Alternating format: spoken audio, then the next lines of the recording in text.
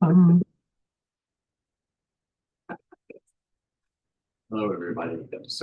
This is a discussion panel on black holes. Um, I've just put down the names of our panelists in alphabetical order by first name.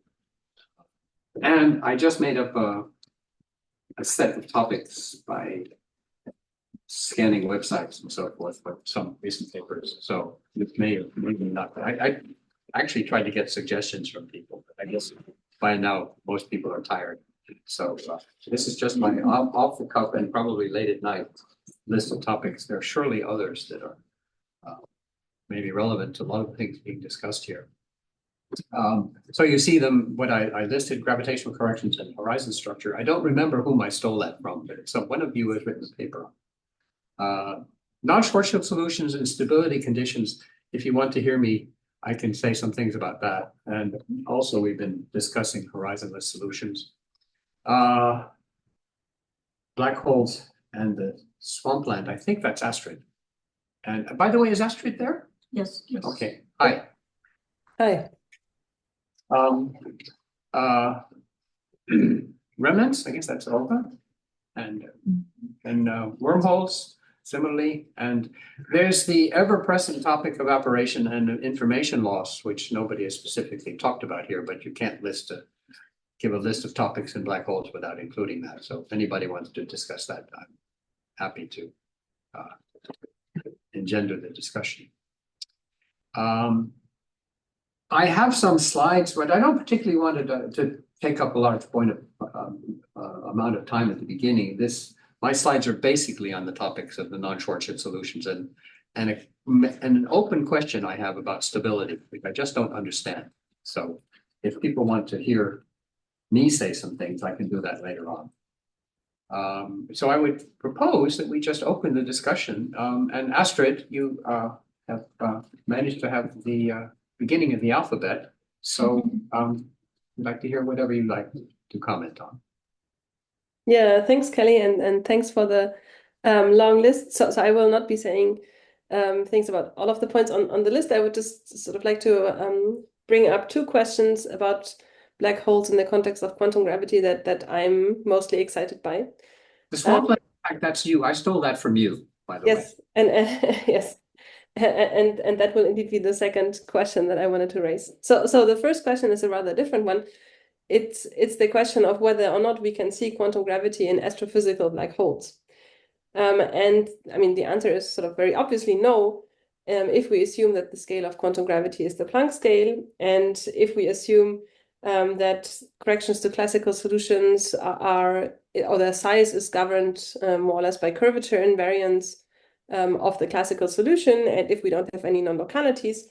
And also if we assume that the spin is low. And so I think this last point is potentially, or maybe not, but it could be an exciting window into quantum gravity.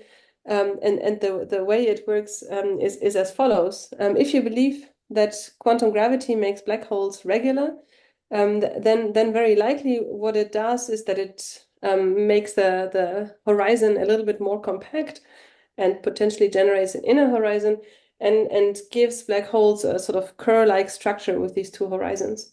And of course, what happens in Kerr, if you make the spin very, very high, then the two horizons, even in GR, merge, and you're left, in that case, with a naked singularity.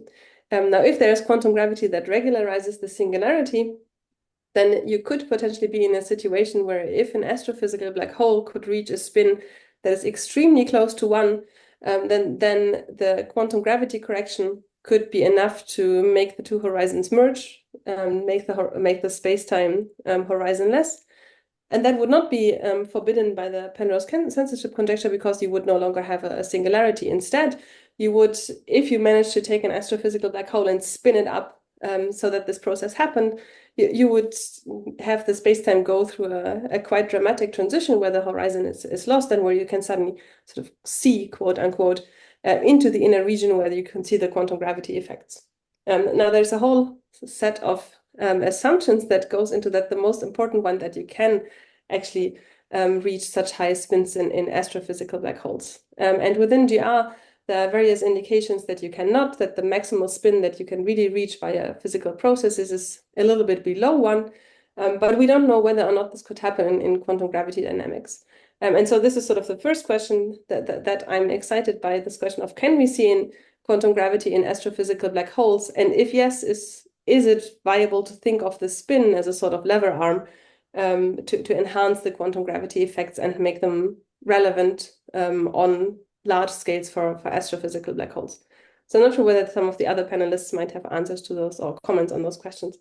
But let me first raise the second question that I wanted to raise, and it's indeed the black holes and the swarm plant, because what I would like to know the answer to is, what is the role of black holes in the gravitational path integral, in particular in the context of the no global symmetries conjecture. So there's this very old standing conjecture that black holes basically lead to violation of all global symmetries in the matter sector. And that is, of course, important if you want to build phenomenological models of particle physics, be it the visible or the dark sector. There are currently no indications from any explicit calculations in asymptotic safety that indeed show that global symmetries are violated by quantum gravity fluctuations. There's also, of course, no proof that that doesn't happen, so it's an open question.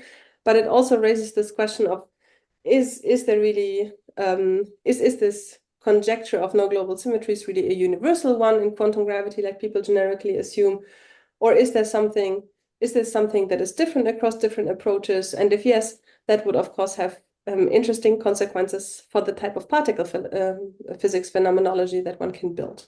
And so that's the second question that I would like to know the answer to, namely, what is the role of black holes in the path integral within different approaches to quantum gravity? And that's all I wanted to bring up for the initial comments. You know, this would get out of control, but maybe it strikes me Stefano might want to have, because you have been the policeman around here. There are illegal Cauchy horizons. Do you want to have any comments on what Astrid just said about that? But I think I don't have a comment in the sense that is contrasting, but I think that the stability of the Cauchy horizon per se could do what Astrid just say in exposing an horizonless object. If you want, I can elaborate on that. Mm-hmm.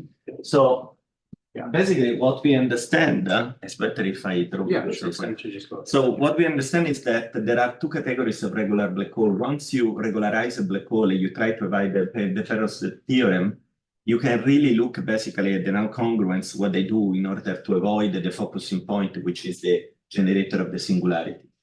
And basically you have two structures of black hole. You have an outer horizon, inner horizon, and here a de Sitter core or an anti-de Sitter core. This is generically what you get.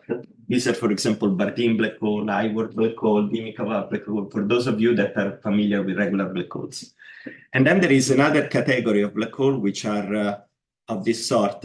These are black hole where you have a minimum radius and you have a conformal structure like this. Basically, you have a de Sitter, you have a minimum radius, and then it's like you get to a minimum radius and you expand again. This is an hidden wormhole. There is a wormhole throat inside the outer horizon, but there is no inner horizon or no need for an inner horizon. This first category of black hole have an inner horizon. An inner horizon, for what we understand at the moment, is unstable by two phenomena. It's unstable by what is called mass inflation, which is a classical phenomenon, which is an exponential amplification. It's due to the fact that at the inner horizon you have this focusing instead of the defocusing typical of the outer horizon. And what is happening is that the perturbation tend to focus there, they're infinitely shifted, and you have an exponential increase which goes with the surface gravity of the inner horizon. Now, there is another instability, which is an incompatibility in a structure like this between the Uru vacuum at the outer horizon, which is what gives you radiation, and the presence of the inner horizon, because in some sense they have two different surface gravity. And this is proportional basically to that delta kappa square. So one way to kill this instability is to make the black hole extreme, exactly the direction which Astrid was going, but by spin. If you make the black hole extreme, then you kill this instability and you kill also mass inflation because the surface gravity of the inner horizon goes to zero as well. You can draw a graph, and here I try to stop immediately. This is, imagine this is you have normally how you do this regular black hole. You generalize the mass in the G00 Schwarzschild in this way, in the simplest way. And you put a regulator length L, okay?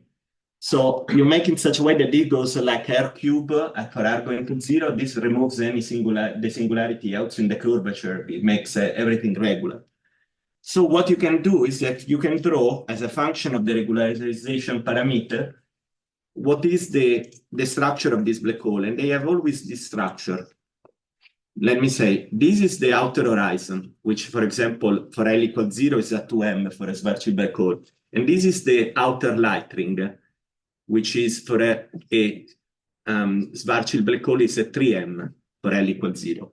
So the outer light ring is what determines the shadow of the black hole. It's the unstable, the circular unstable orbit of photons. And the interesting point is that you have also this inner horizon as long as L is different from 0. What Astrid was saying is that for L very small, Planck scale, you are very close to Schwarzschild. It's very difficult to see any deviation. But imagine that the inner horizon is unstable and the semi-classical instability, which from preliminary calculation seems more wild than the mass inflation, is pushing you toward extremality. Then your inner horizon goes in this direction. And you can really see that your solution evolves toward an extremal solution, which would be this point. And if you go slightly over that, you have a compact horizonless object, which, however, they develop an inner light ring, as two light rings. And there is a theorem now. We know that any compact object, which is so compact to have an outer light ring that you want to have for the shadow of the black hole, to simulate the shadow, must have also an inner light ring. And this inner light ring is dangerous because it's a stable point in the potential. So it creates an instability. Now, where this instability draws and how fast it is something that we don't know yet. And it's very difficult. It's a nonlinear instability. We can elaborate on this, but it's very difficult at the moment to know where it goes. But it may push backward toward extremality. And that is something we don't know. If it pushes outward, then you end up with something where the two light rings collapse, and you have a compact which is not compact enough to produce a shadow, or at least not the one that we see. So here is where we stand. And my last comment is that you can, however, devise solution of black hole which have degenerate horizon with zero surface gravity, so none of this instability will be there, but will not be maximally spinning. I mean, you can modify the Kerr geometry in such a way that it's not exactly Kerr, but nonetheless has degenerate horizon with zero surface gravity, but nonetheless is not maximally spinning. So it may fit the black hole we see in the sky, because none of them, as Astrid was saying, at the moment, the observation, we haven't seen anything maximally spinning, but not even close, I think. Maybe nothing that is above 0.9. Astrid, I don't know if you know any observation above 0.9. I think MET7 is 0.7, right? I'm not sure how well the spin of the two supermassive black holes is now. I think that, and obviously not an observational person, but I think I know that I think there are a number of studies using iron line spectroscopy that determine spins. Some of them have spins that even are compatible with one, but with significant, quite large error bars. But I think depending on which observations one trusts, there might be black holes quite close to extremality out there.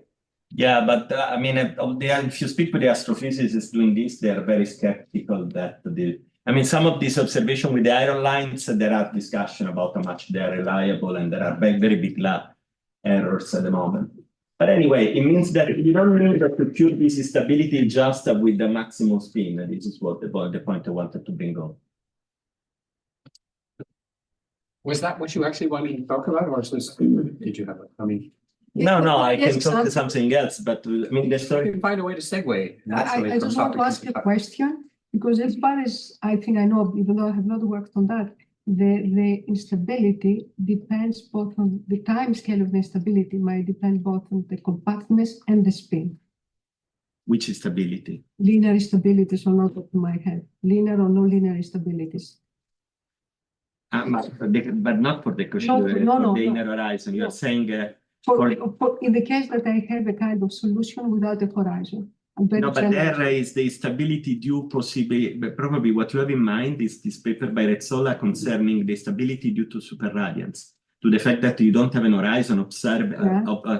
There is another kind of instability, is the scope. I mean, if you have a superradiance, you have these negative norm modes that are supposed to throw into the horizon. Right. And if you have something reflecting, then they keep bouncing in the region and they create an instability. That is exactly the point. But this instability of the inner light ring is related to the fact that you have a quasi-normal modes that decay very slowly. You see that the imaginary part is goes to zero, that we have seen, but it's not a proven instability. But this normally is considered a red herring, because if they don't decay enough fast, then you can start with having nonlinear instability. The problem is that computing nonlinear instability requires numerics. And the only calculation I know is done by Erdero for boson stars, which are much less compact. And there, even in that case, there's a lot of uncertainty of where you go and the time scale over which. By the way, this stability of the inner light ring is directly related, this long time scale, in frequency domain are basically the echos, are related to the so-called echos, which are these... I don't know if anybody knows what are the echos. It's when if you have an ultra-compact object that doesn't have an horizon, when you have something that is reflected by the gravitational barrier around 3M for Schwarzschild, it doesn't fall in the horizon and is lost forever. It goes through the center, it goes on the other side, and then it can percolate part of it outside and part is bouncing back. So you have echos in the gravitational signal. However, how distantiated they are and how detectable they are depend on the core of the object. And there are recent calculations that are showing that for many objects, you wouldn't see even the echos. That's right. And that will be at the late ring down. You will see this difference. At the beginning is the same. At the late, you will see this amplitude that goes down. Yeah, something like you will have a ring down and then... It goes down, the amplitude decreases. And it's expected to be periodic, but that is it's very wishful thinking. There are a lot of things that once you put the physics of the object, that completely change the pitch. So far, there's not been seen that. But in fact, I personally don't expect that it could be easily seen. I had Francesca next to the list merely alphabetically, but if there's a way of segueing thematically, I have a question in what Astrid said before. What happens? So I don't know if this is the right moment or not. If an asymptotic safety kind of approach, you have seen black hole solutions. I think you have something. Sul condensatore Paris. Sorry, I didn't hear Alice. Did you want me to comment? Asymptotic safety in black holes. Yeah. Well, I mean, at the moment, the asymptotic safety calculations are not in a stage where we would know what the really full effect of action is and where we would calculate solutions to that. So instead, what is done is toy models are constructed that are asymptotic safety inspired, that start from a classical solution and upgrade that. But it's not the point where you have the full equations of the full quantum equations of motion, and you solve them, and you can really look at the actual solutions. Well, maybe I can continue on this in the sense that instead of quantum gravity, you do have calculations. So there are, of course, the theory is either in the canonical framework with an Hamiltonian. So, of course, in a certain sense, you start from the classical theory, you quantize it, or you can do calculations with the covariant one, so computing transition amplitudes. So in the canonical one, of course, you have all these solutions for black holes in which you see a bouncing interior rather. So of course the interior is regular, And one of the points that I wanted to make, following also what Astrid was pointing out, is the fact that I think in a community that is not just the one of quantum gravity or just the one of asymptotic safety, there is an understanding that black holes, physical black holes, real black holes are regular. So singularities are just an artifact of our mathematical description. And this seems something obvious to me, but I have the impression that very often people encounter paradoxes that are all related just to the fact that they are considering black holes as being agnostic about the interior dynamics, being agnostic about the fact that black holes have an interior, and being agnostic about the fact that black holes don't live forever. Because if we trust, even if you don't believe in the bounds, but you trust Hawking evaporation, so then you know that they don't live forever. So going to the covariant theory, something that you can do is to compute the transition amplitudes for a collapsing black hole geometry and see whether you can see a non-zero probability to go into the same kind of state, but just with a flip in the extrinsic curvature. And these computations are extremely complicated. The kind of approximation that enters is the fact that to write the states of your black hole, of course, you do a very simplistic, you take a very simplistic state. So you describe your black hole as a ball with just a few degrees of freedom. But of course, I mean, in GR, it's not that we do some, I mean, we take symmetry reduction. So it's not that we are doing any trick that is worse than that. In that respect, we are just considering a truncation of a theory to a few degrees of freedom. And then you see the transition to a white hole. And this has been computed numerically. So there's been a sequence of works, analytical results, sometimes giving what we wanted, and at the beginning also not giving, surprising us, not giving us what we wanted. So we are still in a phase in which we have to understand this computation better.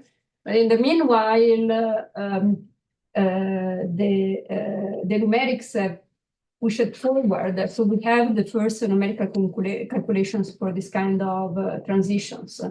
So this is a field that it is going on, and to me it's interesting that we can define the problem and we can do computations. So that's absolutely great. And I don't know how much I have taken to make this point, but I had other things to You're right. You're continue. Okay, so I think Astrid pointed to something important. So the regularity of black holes, that's something that distinguishes sometimes people working in non-perturbative approaches with respect to people working in perturbative approaches. And I would like to use this opportunity to highlight where I think communities use a different starting point in order to understand why we go in a certain direction rather than another. One of the concepts that I would like to highlight is the fact that we talk about entropy, and we talk about entropy for black holes and so on. And much of the confusion that appears there, in my opinion, is related to the fact that we are not talking about the same entropy. So first of all, entropy is not an absolute concept. It's not, you don't have just one definition of entropy. Entropy is a relational concept that depends on with respect to which observables you are computing your entropy. And also, so you can have different definitions. And in particular, when we talk about black hole entropies and the evaporation and the information paradox, what happens is the fact that we have a mixture between two different notions of entropies. In particular, the entropies of the entire system, considering also the degrees of freedom that are inside of the black hole, and the entropy that is associated to the surface, that is the entropy that can be computed by an external observer.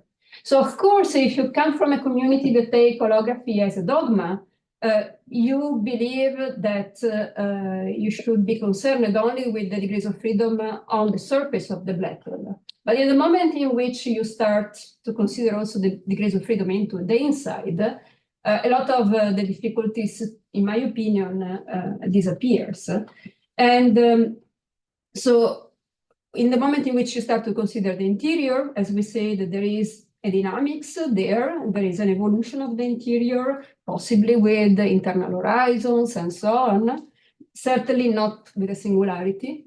And importantly, so in the interior, in the moment in which you study the dynamics and evolution on long time scales, long for an external observer, but remember that for an internal observer, everything happens quite quickly, in fact.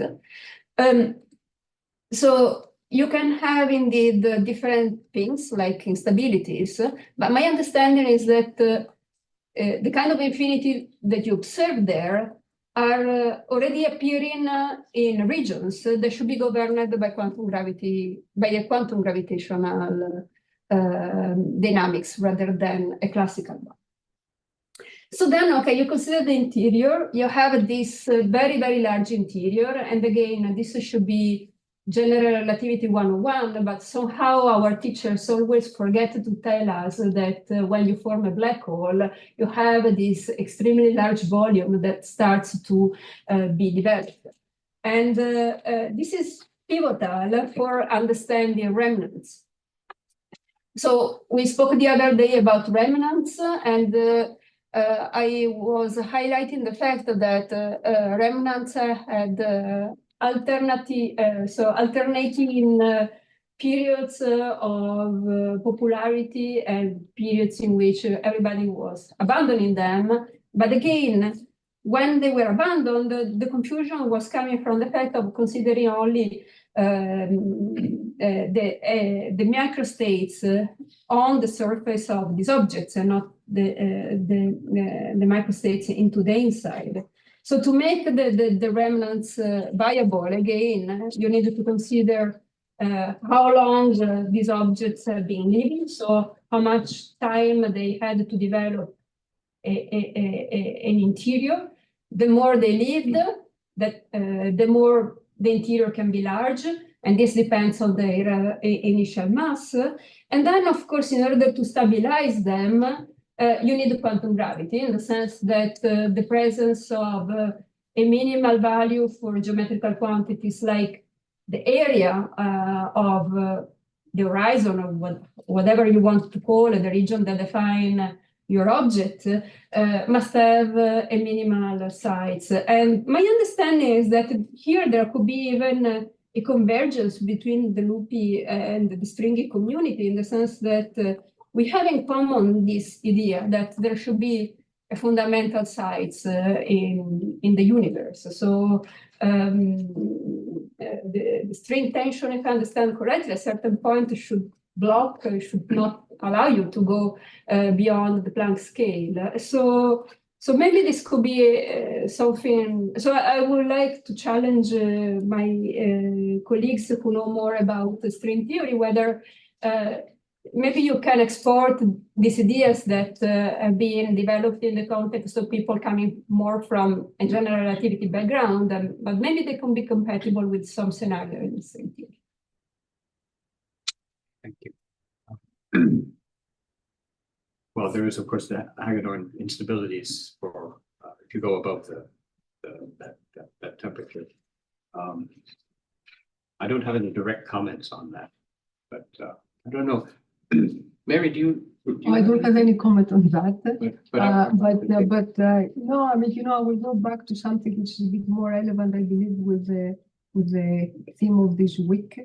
In other words, if we have some exotic compact objects without horizon, which could come from quantum gravity or whatever, what could be, let's say, the most, let's say, possible kind of way in order to be able to detect something like that. And well, I have written down a list, which I don't think which one could be, whether all of them are district cut, for instance, shadows of black holes. But I believe, as I said the other day, there is a lot of astrophysical uncertainties there, so I don't know what to believe about that. The mass spin ratios, that could be another thing. Strong lensing, accretion disk, that might be different. Then, as I discussed the other day, the waveform, the gravitational waveform is going to be different. The quasi-normal modes, if you go above the fundamental one, then you can test because that will go beyond the Kerr hypothesis or not. And up to now, we do not have any kind of support. Then, as I discussed the other day, the in spiral measuring down kind of approach to see if you take only the spiral, the other thing, do you find some kind of difference? The echoes that was mentioned before, up to now, nothing was given. The kind of the gravitational wave background from the ego region instability of these exotic compact objects we might have. So I was wondering, that's the list that I wrote that before. I don't know, might be not the most complete one. I was wondering whether any of these kind of approaches would be the most promising to find a hint. From what I discussed yesterday, from the point of view of the gravitational wave study we did so far, we have not seen anything. But we have studied this in spiral measuring down, the echoes, the waveform kind of differences. That's all we have seen. I mean, we don't know that much about the spin. It's a big kind of accuracy, not to say something. So I would like more or less to bring this into a kind of discussion, if possible. Is there any chance we can see any of that, which would be the most promising, given a lot of astrophysical uncertainties they can have? And I'll stop here. Thanks. Olga, do you want to tell us about something? You have. Oh, I have. I have something from you. Yes, exactly. Yeah. Yeah. Yeah.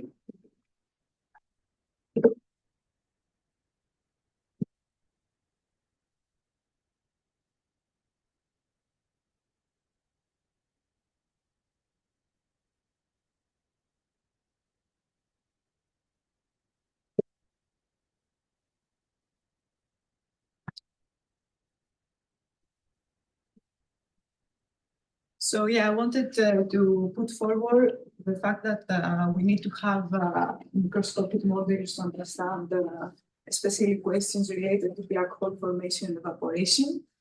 So one of the most interesting physical systems, at least to my knowledge, whose complete description requires a deep understanding of the merging of quantum mechanics and gravity, are black holes.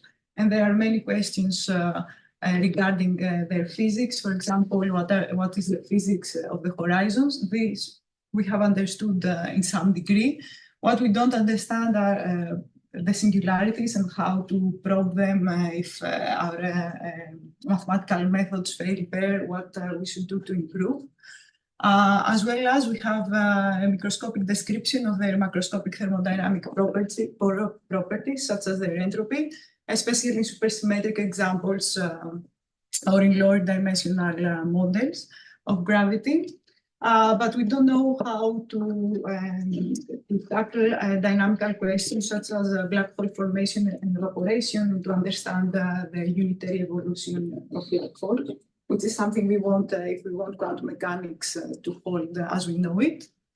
So just a very brief recap about what we do know. Essentially, we have mostly compute things in supersymmetric context, and string theory was very helpful in this respect. The traditional words in string theory can be used to describe only a few aspects of black holes, since it is mainly based on perturbation theory and is well developed around very symmetric backgrounds. But we know also of non-perturbative objects such as deep brains, and the use of deep brains has greatly expanded the tools and the prospects that string theory has to attack this problem from a microscopic point of view. And one of the successes of these methods was the fact that for supersymmetric extremal black holes, for which non-renormalization theorems guarantee an explicit counting of the microstates. We were able, from the duality brane system, to count the microstates and produce the macroscopic entropy. This is the Marino-Strominger-Vafa construction. And essentially, their degrees of freedom were the degrees of freedom of open strings. We also have holography. And if we take AD50 correspondence face value, essentially tell us that the UV complete description of gravity is via quantum field theory. And in principle, this gives us also a non-perturbative description in quantum gravity for asymptotically AGS spaces. And since quantum field theory doesn't have any unitary problem, we would expect that in principle, at least, we know that black holes also should have a unitary evolution. But we don't know the exact mechanism of how all these things work. So there are still various aspects that define complete understanding, even in the context of asymptotically AGS space-time. For example, the structural properties of the black hole interiors and their singularities. And of course, the situation is worse when we go to non-supersymmetric black holes, where we don't have such methods to describe their microstates. We only have it in specific examples. For example, if we are in 3 dimensions and we have the BTZ black hole, we can count the microstates via the Cardiff formula using the dual CFT description. And for realistic examples, such as the most simple one, which is a 4-dimensional asymptotically flat short-slit black hole, these tools that I was describing up to now, they don't work. Okay, the 4-dimensional problem is complicated. So maybe we should try first to understand something simpler. So one idea would be to go to 2-dimensional geometries and 2-dimensional theories of gravity and try there to ask these questions. For example, for non-supersymmetric asymptotically ADS spacetimes, we do have a dual microscopic models that can be used to describe the chaotic properties of horizons. We have the success that could compute the page curve. And this is mostly in the context of JT gravity that has a dual formulation in terms of the SYK model or of an ensemble of Hermitian matrices. But these microscopic models deviate a lot from the usual notion of holography, in the sense that in the canonical example of holography, we have one gravitational theory. We have gravity on ADS 5 x 5, that is dual to n equals 4 super Yang-Mills. All the parameters of the theories are fixed, and this one theory corresponds to another theory. Whereas in this case of lower dimensional models, for example, in JT gravity, the dual description is in terms of an ensemble of Hermitian matrices, and its matrix corresponds to Hamiltonian, and we average overall these random Hamiltonians. So essentially, gravity corresponds to an ensemble of theories in this context, and essentially we only have a statistical understanding. And since we only have a statistical understanding, we can compute thermodynamic quantities like the entropy, etc.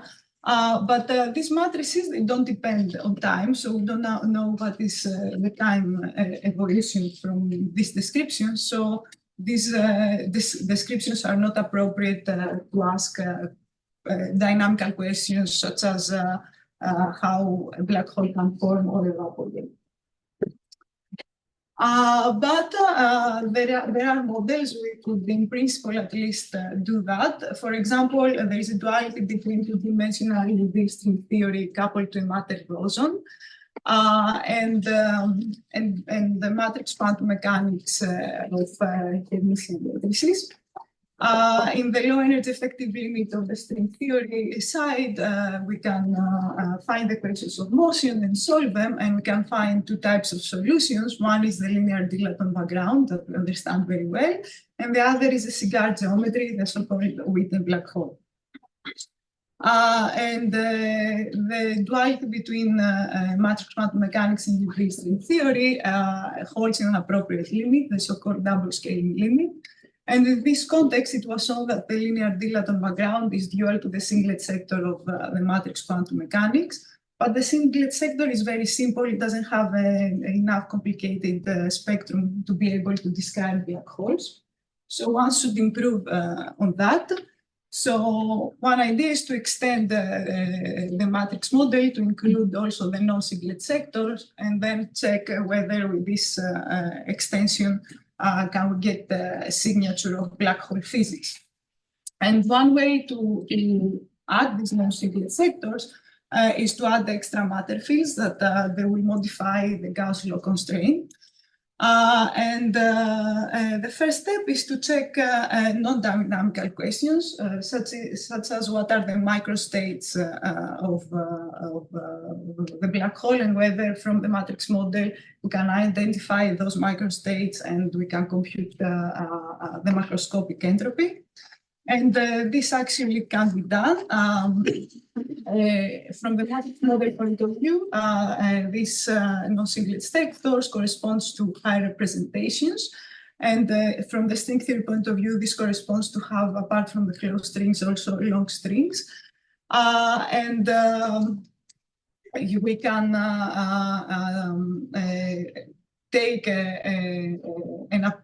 can do an appropriate coarse graining procedure over these high representations and produce the macroscopic entropy of the black hole that one can compute from the gravity side. So this is an indication that such extension could work.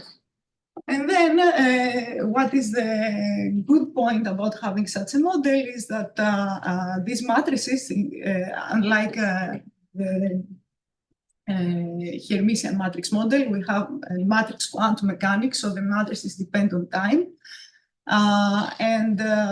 Essentially, the matrices are related to the dimension of the space-time and not the Hamiltonian. So from the matrix model point of view, we do have a Hamiltonian description that we can use to in principle, ask questions about the black hole formation and evaporation. And the mathematical methods we develop, there might be also useful for higher dimensional examples. For example, in the context of the BFSS model, could possibly be used. As well as at face value, it's interesting, I think, to make the comment that this two-dimensional black hole is the near horizon limit of non-supersymmetric, asymptotically flat and uncharged black holes like Schwarzschild in the large D limit. So in principle, from this matrix model, you can capture part of the microstates of more realistic black holes, and then you need to find a way to extend on that. That was the comment I wanted to make. Thank you. I have a question because you were saying towards the end with this Hamiltonian description, you can do the things you want to do, and in particular, you want to describe the formation of black holes. So I thought we know how they form in general. I mean, and we just use general relativity for that. Why do you want to use this string-based model to describe the formation? I want to use the matrix model to see how space-time is formed. So it's like so you want the emergence of black hole, and because the matrix of a spatial metric from not Schwarzschild, I'm from way below. I mean, to the middle. Sorry. Yes, I want the formation because the matrix model is the UV complete picture, and where I can do a non-perturbative computation, so we have a mathematical understanding of how more complicated spacetimes can form in 2 dimensions. So it's like generating possible effective metrics that are regular, hopefully, because you want UV. You have UV completeness. That's the idea. Okay. Not that I can comment in much detail, but I was thinking about the RATP and the RER line B. You go a little bit to another stop, that is to say Sakellariadou, There are black holes they have over there on the market, Nick Warner, built out of fuzzballs, which is another approach to stringy constructions of black holes as a kind of statistical ensemble of actually non-singular individual microscopic solutions, which also relate to this question about horizon structure, because it's become a fuzzy horizon. So, yeah, I have a question for both of you in the sense that something that both Astrid and myself were emphasizing was this regularity of the center and regularity of the interior. But again, also with the fuzzball, you're like taking away the interior from your description, as far as I understood from. It's not a Stein description of the interior. It statistically emerge at the scale that you call the horizon. yes. So it's not really that they're excising, it's just a tangle. I mean, there you need a stringy description. Yes. But what if what about a supermassive black hole in the center of our galaxy, or in the center, or one of those that are billions of times? The standard objection that new physics should arise. If you take a 1 million solar masses black hole, you try to form it by collapse. Basically, the density you need for your matter is like water density. So you say, why new physics should arise? Yeah. But there is an argument by Matur that which I'm not able to reproduce on the spot, which is saying that basically there are more than one scale that enter, and in a certain sense, as you cross the horizon, there is a kind of accumulation of effects that can dramatically change the description inside. I'm not able to reproduce it, and probably string theorist knows much better than me. I don't try. I'm not sure, because this mature version is not. I don't think the whole string community subscribe to it. No, but their community has an argument. They have an argument to counter interact. This is a classical thing. I also made myself this kind of comment, but I mean, I just said that they have an argument which I'm not able at the moment to give. Well, that's why I presented it more as another stop on the RAR rather than a definitive end of the line. My own historical point of view on that is that when I sort of like the picture that one should be able to have a tea party and not rattle the cups as you cross the horizon. If we go a bit down to Western, where we can string theory and all that, my question then is, can we find some kind of distinctive feature of a compact object without horizon? It can be quite robust independently. What is the model of this exotic object? It's fuzzy ball, it's, I don't know, it's gravitational, it's whatever you want. Could it be some kind? That's a question. I don't have that. A robust kind of prediction, which could be in a foreseeable future thing. Because there might be tons of different kinds of hypothetical models that could lead to such an object. Each of them gives a small kind of difference. None of them can be seen, so we can enjoy ourselves with a wine about all these models. But the question that I'd like to face with respect to this kind of weak theme, can we identify a robust kind of signature that is shared by many of these horizon resolutions that could be possibly, probably in a near future be seen? That's the question that I pose myself. Yeah. And maybe 1 year ago, I would have been more optimistic. I think that I'm more on the pessimistic side, that there is a generic feature. I mean, there was the hope, basically there were two big hopes. One was the Event Horizon Telescope, for example, was seeking for the reflection from an horizon, from an horizon-blessed object of the radiation falling in. So you have an accretion of matter, and then you reflect it. And they were looking in the infrared, for example, for Sagittarius star, and look at the emission. You can directly link the coefficient of the emission to the compactness of the object.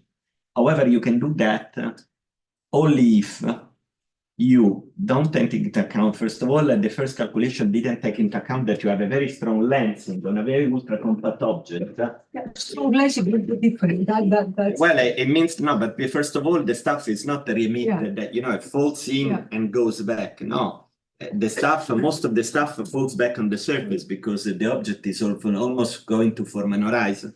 So this effect is reducing a lot the flux that can be reflected. But even without that, you have to take into account that these objects must have some absorption. Why? Because imagine you have the surface of the object here and you have infalling radiation. If this object is almost a black hole. So what does radiation going on? It peels out like close to an horizon. So low density here goes in very high density here. So if you don't want to violate the Hooke conjecture and form an horizon, and we are assuming that these are somehow stable objects, otherwise they're not candidates, then they must react very rapidly. They must expand once, and then they must be able to absorb energy, at least inelastically, maybe releasing it on a long time. You can redo the calculation leading to the event horizon to constrain it, and you basically weaken extremely the constraint. So this option is not completely cancelled, but it's very difficult to do. And the other option was ECOs. And I was much more optimistic about ECOs, but ECOs, again, they're very much disrupted. They're not periodic if you expand, if the density of the object change. And they are very predictable if you put a reflecting boundary on the surface. But these are gravitational waves. They will go through the center, and they're very sensitive to the center. If you have a core, for example, that is... I mean, generically, it's a long discussion, but generically, the core does in such a way that really slow down the leakage of these ECOs very much, and is not very, very plausible. If they are wormholes, because the other ultra-compact object you can get is from this other case. When L goes to the horizon, you get a wormhole which has an outroad. That is the analog of the streamer black hole. And this... now wormhole is another, it's very difficult to distinguish from a black hole. So there isn't much left, because all the other tests that we normally do are less sensitive. Yeah, less sensitive and too much model dependent on the astrophysics as well. Quasi-normal modes could be a way, because they will have, but you see, if the feature that they had different was there for the end of the day. And so there are subtleties, there are differences, they're not identical. But you really need a much higher signal-to-noise ratio. Probably, maybe with Lisa in some you need to go very far to the quasi-normal modes. Up to now, if we take the fundamental and the first excited, then it's very good. So you have this. This shadow, Astrid has done some exploration. She can comment on. Yeah, but the shadow, I think, there's a lot of astrophysical uncertainty. But Astrid can answer that. Yeah. Yeah, I mean, so it's completely right that there is a lot of astrophysical uncertainty in various aspects of the shadow. But I think just to follow up on what Stefano was saying, there is this this measure that is called the central brightness depression, which is basically the question, how dark is the inside of the image compared to the ring that you see on the outside. And there's a very robust prediction from GR that independent of the properties of the accretion disk, if you're just looking from the correct viewing angle, if you increase the signal to noise ratio of your telescopes, you will see the sort of dark spot becoming ever darker. And that will not be the case with some compact objects. And I mean, as Stefano was just saying, there are some subtleties, what exactly we expect from various compact objects, but there is a very robust prediction from GR that it should just become sort of darker and darker as we increase sensitivity. So I think there's a way to basically probe better and better whether there is a horizon or not. And then there's a second aspect that what is basically independent of astrophysical uncertainties about the shadow is if you zoom into the shadow, shadow structure is actually formed of photon rings, which have a particular separation from each other that is basically astrophysics independent. So you need significantly more resolution than the EHT has. You need a space-based telescope, so it's not something that will happen tomorrow. But it's also not something that is sort of crazily out of this world to test the photon ring separation. So I think we shouldn't yet discard the various aspects of the shadow as giving us some information. Yeah. My point was that he was looking initially more behind the corner, so we need better detectors. Francesca, you want to say? Yeah, let me try to play the role of the grumpy person. I don't understand why you don't like Horizon so much. Horizon are great. We understood that they are somehow harmless in the sense that you can pass through them. Also, there is this feeling that for big black holes, the curvature is and the density is relatively small, and so on. And with respect to this, I want to make a comment regarding the fact that, despite the fact that I like standard horizons that we have learned to know from general relativity, then I think that we can have quantum effects outside of the horizon. But this doesn't have to come through adding ingredients to our model. And I would like you to appreciate the following thing. So because of time dilatation, whatever happens inside the black hole, well, it takes much longer time to be realized outside. So outside, what we see is just this very, very long time that passes. But then a long time is what you need to have quantum effects to manifest. So think of what happens with a stable atom. Stable atom is such that you don't see anything happening for a very, very long time. But if you wait long enough, at a certain point, you can see a radioactive decay, namely something typically quantum can happen, a tunneling from the interior to the exterior of your atom. And the same may happen for black holes, in the sense that if you wait long enough, you can have the piling up of quantum effects, even in a region in which the curvature is relatively low. So I think it's more interesting to look into this direction, not to ask yourself really where I can have a quantum effect. But to me, the right question is, how long should I wait in this region of low curvature to see quantum effects? Is it longer or shorter than the Hawking evaporation, for instance? But I think the discussion before about horizon, this is not we like or not like. If there are theories which predict such a solution. Yeah, but why looking for those theories? No, but it's not. You see, let me try to put it. These are what I proposed. These two kind of regular black hole and their correspondent ultra-compact object are totally generic. This is quantum gravity agnostic. Your bounce is just a special case of a regular black hole. It's just the case in which you have a trapped region and an untrapped region. So this is a kind of a completely generic way of approaching the problem of quantum gravity agnostic, and tells you, look, if you want to undo the Penrose theorem, these are the outcomes.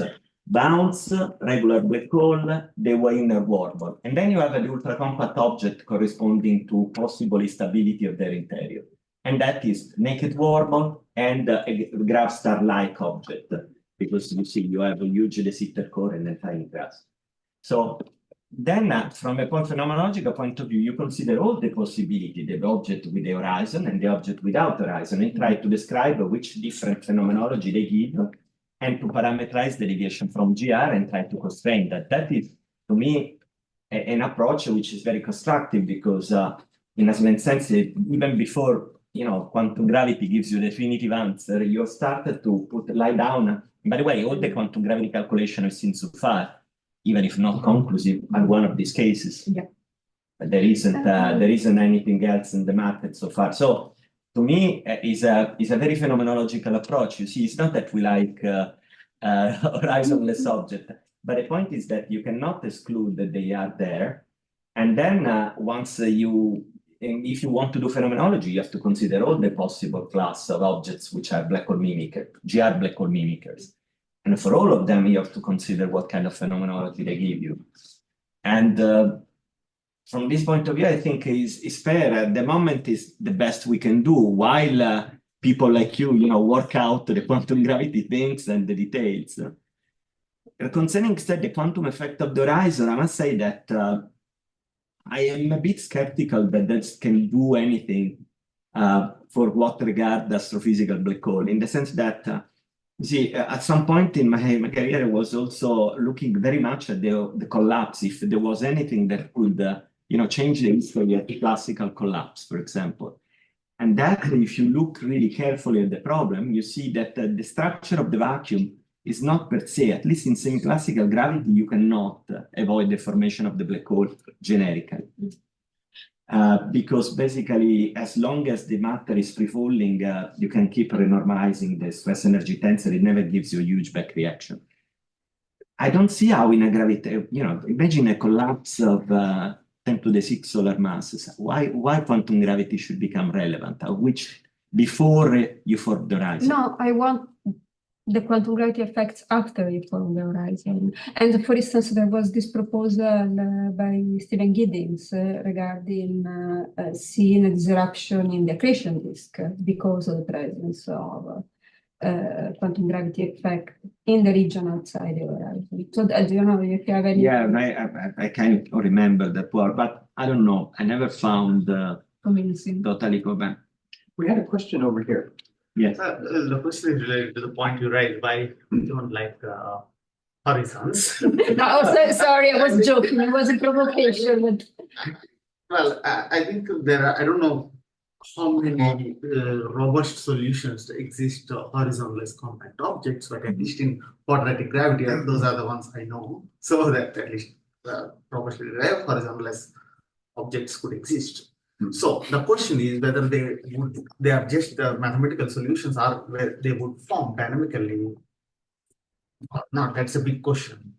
So It's a more general question. What is just having the solutions and studying them, I think that doesn't inform us anything. So it's a more general question. What does one make of all of these other solutions? In as soon as you have a higher derivative theory, you're going to have other solutions. What do you do? yeah, There's sort of a spirit I sense over here of sticking as close as possible to general relativity with some twitches rather than inviting in these other solutions. okay, fine, but we are talking about also string theory solutions. I don't know how many are there are robust because What do you mean by, can you define robustness in your case? Robustness is, black holes in quantum gravity is the most speculative field. I feel that there are many speculations and less calculations. So robust means how much of our understanding is based on precise calculations. So you mean whether they're stable? That's your question? Maybe that's more or less this, no? Stability was your question. Well, so some objects are not even derived; they are just speculated objects. Right? For example, I mean, Stefano, you were mentioning about a lot of those are objects that are possibilities you are no, but you see, given that you did there, you study basically the unfocusing of the geodesic. So the form of the solution, what I mean, the classification of the solution is generic. Yes. What is exactly M of R is something that are on the market and many models because they're not derived in the sense that you say. Yeah. What you normally do, you postulate an M of R in the, not me, but the people, of course, there were already regular black hole before we did this kind of categorization of the possible resolution of Perron theory. But in a certain sense, those are normally what people does, put the metric in GR and look at the stress energy tensor, which must be violating the energy condition. But the basic idea what it is, that must be some quantum gravity basically, for example, when you do loop quantum cosmology, you have a bounce, right? It was shown that in spite of being coming from a particular set of calculation from loop quantum gravity, you can do the same bounce and get the same modified Freeman equation from some particular F of R theories of gravity. There is a paper by Sotilio and another one by Gonzalo Olmo. What it means that these models, most of the people think there will be some modified gravity theory for which these are vacuum solutions, where what you call the effective stress energy tensor that is there is basically the stuff associated to the extra degrees of freedom introduced by your modified gravity theory. That is the philosophy, okay? But instead of trying to find the modified gravity theory, well, actually there is a stream of literature now doing this. It's just trying to find regular black hole solution in modified gravity. What kind of modified gravity? I can send you the references. It's with this kind of topological term, and so far I've seen work in 5 dimensions, not in 4. Yeah, I know. It's very still very speculative, but now they are trying to do that in 4 dimension. I've seen. I know that some people is working on that. I'm just saying it's not working, and so I'm just saying that there is a part of people that now is interested in really finding a solution with vacuum solution of some form of modified gravity. But in a certain sense, you can already do some physics of just having the solution because you know what is basically the solution in GR, what kind of stress energy tensor, and this normally is a stress energy tensor with nonlinear electrodynamics. So when you do quasi-normal modes, you can already do it in a certain sense because you perturb gravity and this particular stress energy tensor, and then you see the quasi-normal mode. So what I'm saying is that you're not stopped by that, although you're right. I mean, it would be very nice to see, in a modified gravity theory coming up this. So I'm sorry, as you said, like nonlinear electrodynamics, which is quite well applied in finding non-singular solutions, for example, like Hilbert black hole, right? Yeah. So I'm curious, is there any way to test nonlinear electrodynamics? But also that Lagrangian is multi-valued in the... Which Lagrangian? The one of nonlinear electrodynamics. So it's multi-valued in the Maxwell tensor, in the contraction of the Maxwell tensor. So I guess that if you try to do some dynamics like a particle that free fall in that space-time, since the Lagrangian is multi-valued, it's going to be very pathological or something. I don't think so. Nonlinear electrodynamics is used. I mean, again, yesterday we were talking about the Charnow-Safari experiments. I mean, it's a Euler-Heisenberg-Lagrange or the Schwinger-Lagrange more general is a perfectly defined theory. I don't think that is a big problem per se. In fact, it's about the perturbation theory. I don't think that is a big deal. It's very strange that all these regular black hole actually all have are all solution with nonlinear electrodynamics. I find it strange that is enough to produce nonlinear electrodynamics to pull out from GR this kind of because nonlinear electrodynamics can violate the energy condition. That is the key point. That of course you need to violate if you want to evade Perrow's theorem. So it's clear that but it's strange that the one content of matter does it all. Well, if you want to have the naked the wormhole, you need more. You need a scalar field, and the scalar field is a ghost. So it looks much more difficult because there you want to have a topology. Just to clarify what Alberto said, my question is not about stability. For example, in GR we know it's Oppenheimer-Snyder collapse, so it's kind of leads to fossil black hole. But I'm wondering, like in any kind of theory, do we study enough that dynamical collapse some dashed matter or some whatever exotic matter and leads to a particular configuration, what particular solution, because the theory can have many solutions, but no, but you're right. They may not be physical. But imagine you find out, I don't know, that in quadratic gravity you find in vacuum have this stationary solution. Then it would make sense once you have proved this to try to say, okay, now let me prepare a star, and in my theory let it collapse. And the theory, the extra degrees of the freedom in the theory generate, for example, a vacuum polarization that stops the collapse and create the ultra-compact object, or regularize the core once I form the erosion. I mean, that is, but you see, if you don't even have the theory which generates the solution in vacuum, is a bit, what do you use for the collapse? Solutions are the only ones which are studied. Right? But I think that was his question. If you find such a solution, can you cook up a kind of physical model that can lead to that? That's what you said is exactly his question. You have all these solutions, there can be many solutions, but the question is how you can realize such a solution in a physical context. That's exactly what. But I think he wanted the stationary solution. You want to dynamically generate it, so it's different than the question. Well, I mean, you can find solutions, but the solutions may not physically make sense, may not be formed by.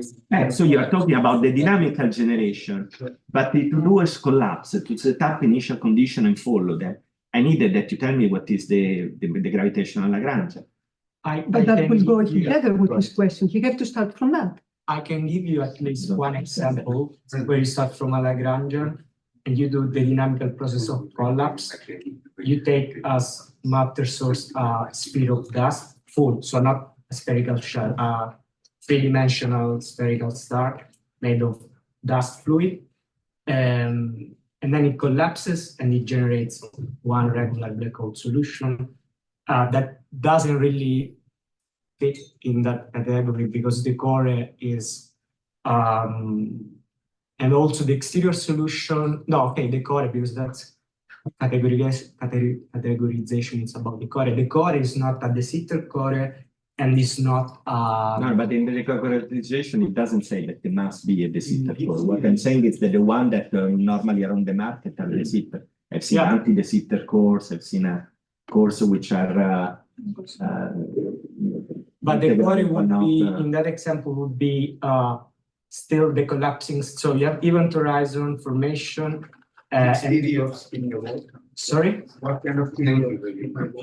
I can show you the Lagrangian later if you want, but it's based on, it's basically you have the Einstein-Hilbert term plus a non-minimal coupling with matter, but in this non-minimal coupling does not appear the metric explicitly. So in some way you do not introduce like Higgs force or others, this stuff. But there is a non-minimal coupling with matter. It's just R plus matter Lagrangian, but in front you have a non-minimal coupling.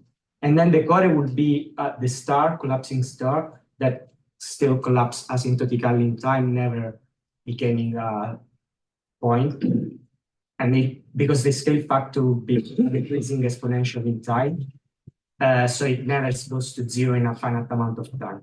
So it's like you have you have in the core this star that maybe becomes of Planckian size, but it's still a sphere with a finite volume collapsing and never becomes a geometrical point. So you avoid the singularity in this way.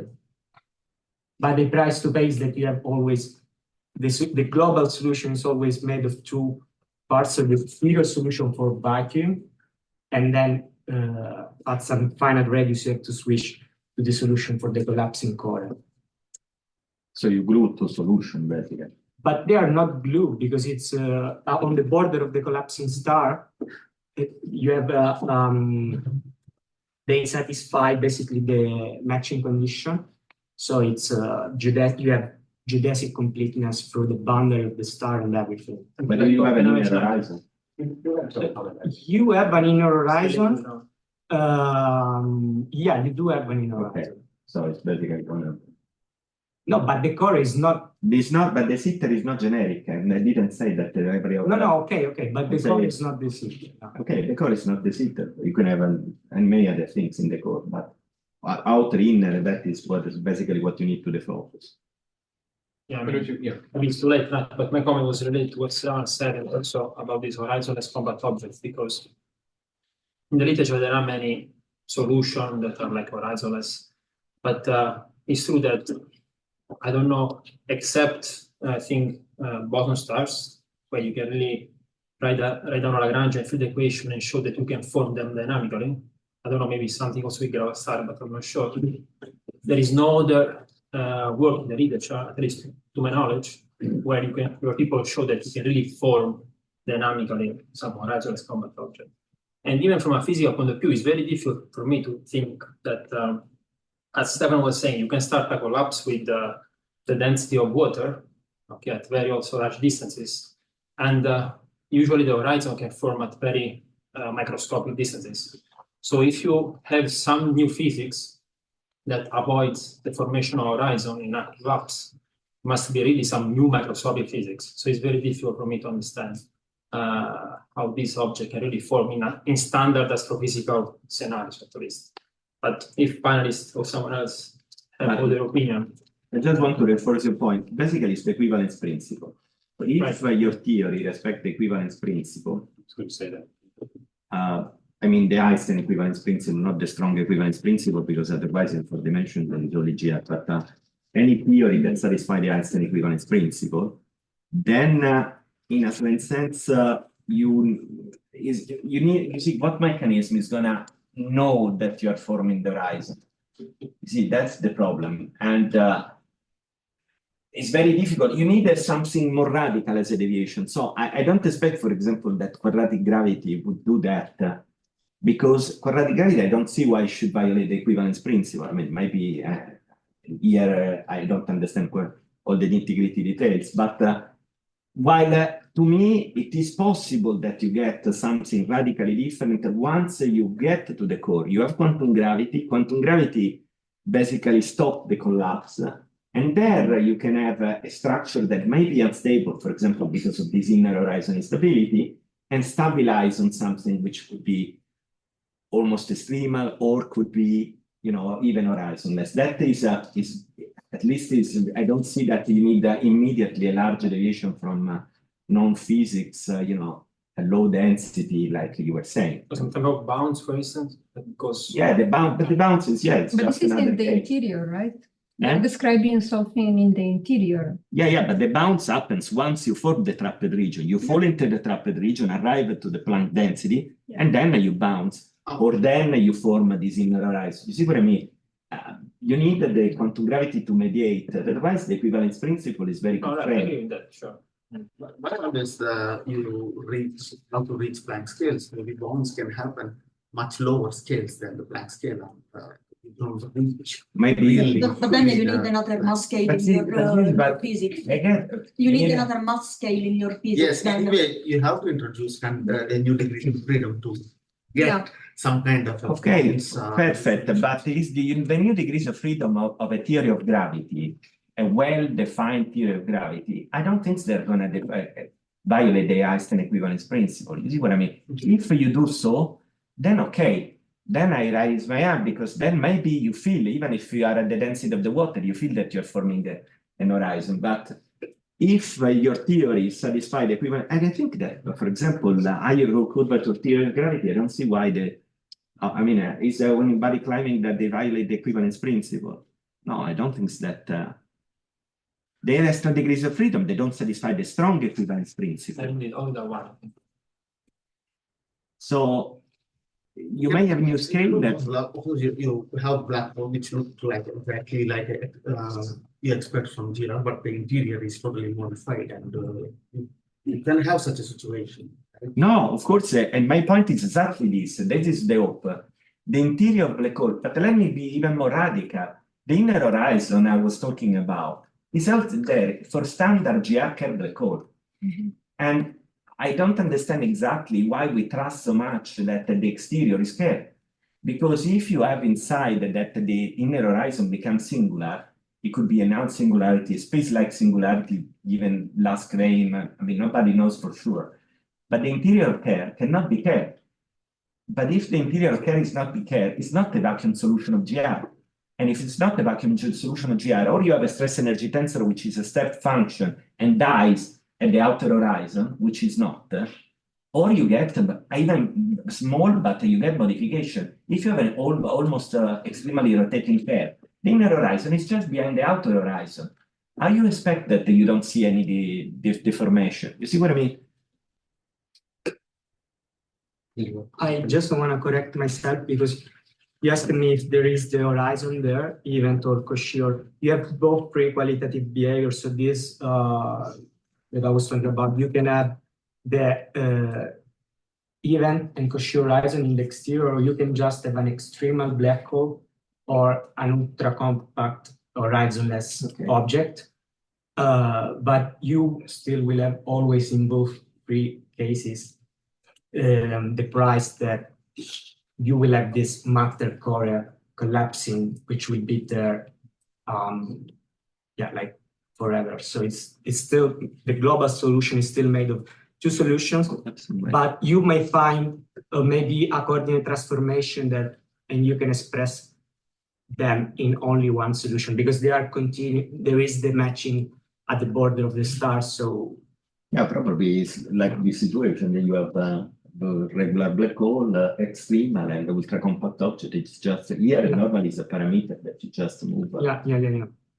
But there is the core is not one of that one, and there is the Lagrange and the dynamical process that solves this But if it regular. keeps collapsing forever, I mean, I don't understand how you can keep collapsing. I mean, there is a finite. I mean, the space, if it's regular, there is a finite volume you can call.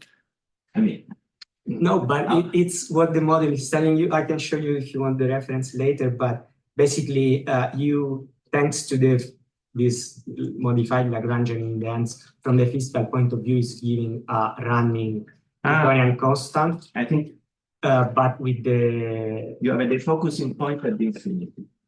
Is one of the. But you can never wait an infinite amount of time. Yeah, so but that's unphysical. So it will always be a finite sphere. Even if you wait the edge of the universe, no, I can show you, but it's not in volume. What I mean is that you are saying that it keeps like collapsing forever. Yeah, right? yeah. That means that asymptotically will form the singularity, but not in a finite time, right? Yeah, yeah. Exactly. That is one of the things of the categorization that I excluded because I. Sorry, wait. Okay, the infinite in the singularity, so the infinite of the density of the curvature, that's unphysical, the singularity. But waiting an infinite amount of time, why is that unphysical? It's like, I mean. Because you expect that by the time you reach Planck densities and then somehow you have to resort to another kind of of description of reality. Yeah, it's an effective model, but it's not unphysical per se, the fact that, I mean, whatever you pick a finite interval of time, it's the scale factor is a decreasing exponential in time, so the energy density will be super high and whatever, but will still be finite. What we can discuss later. Any other points that people want to discuss, because that lasted a bit too long? So, no, we wonder if there's another point. Yeah, I mean, if somebody was interested, you could talk about it. I'm happy to talk. Well, it's a more general question. What does one do with these other solutions? If you have the curvature squared gravity, you have other solutions. What do you want to make of them? There's also kind of a other principle, right? The other side of the Øresund. You have Niels Bohr, is the not equivalent, but correspondence principle that all of everything that's going on in this quantum gravity or nearby quantum gravity ought to limit to backyard general relativity. Now, of course, Stefano is going to come on as policeman and say that the Kerr solution is not even acceptable in general relativity. Then I don't know what to do. But then, so maybe that's one attitude, is just try to rule these solutions out of court. But if you take the curvature squared theory, they're there.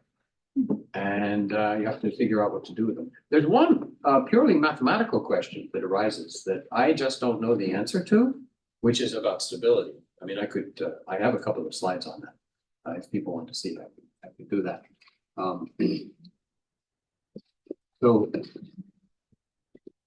So first of all, just on the whole issue of black holes, I don't want to go through the details of all this. Basically, I